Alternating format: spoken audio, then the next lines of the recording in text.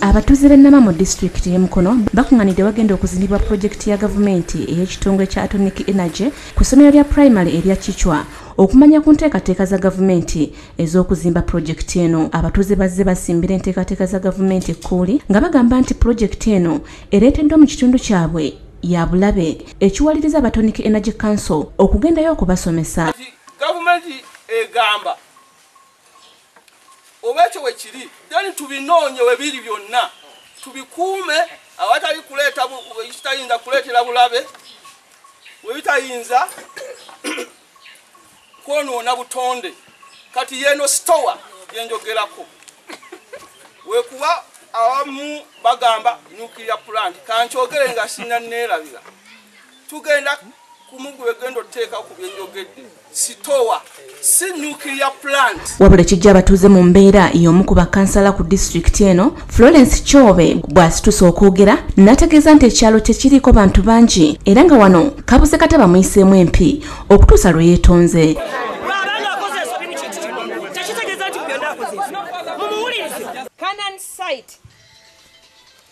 Erimu abantu households ziyinza okuba nga ziringa 25.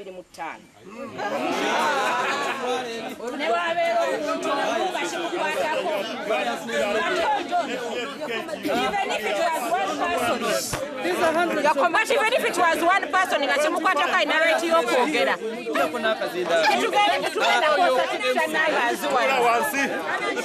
Yabo, we want to have you informed. If you have no information, sit down.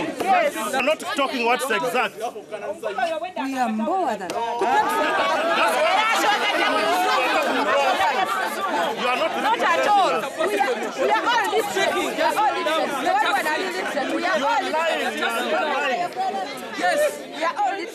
Ye Minisita Kibula atandise okukunya abakulira ekitongole kino okubabuulira ssente mmeka ze bategese okuyirira abantu abali ku ttaka lino era n'ategeeza nti ensonga zino agenda zitwala mu paalamenti.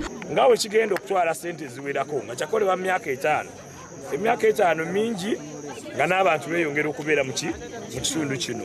Twandirowoozezza ku kyangu nga bye batanakolerawo ne bazimba ebyo byokka ebikkirizibwa okubeera mu bantu n'ebyo ebitakkirizibwa bitwalibwe mu bifo ebisobola okukola okuumibwa obulungi. Pulojekiti eno mulimu okuzimba sitowa y'ebyuma ebikozeseddwako ebikozesebwa amaanyi g'amayengo bwe biba nga tebikyakozesebwa. Senfuma Joseph Innocent ne David Kalyankolo we bakusakidde egguli lino ku Bukedde TV 1.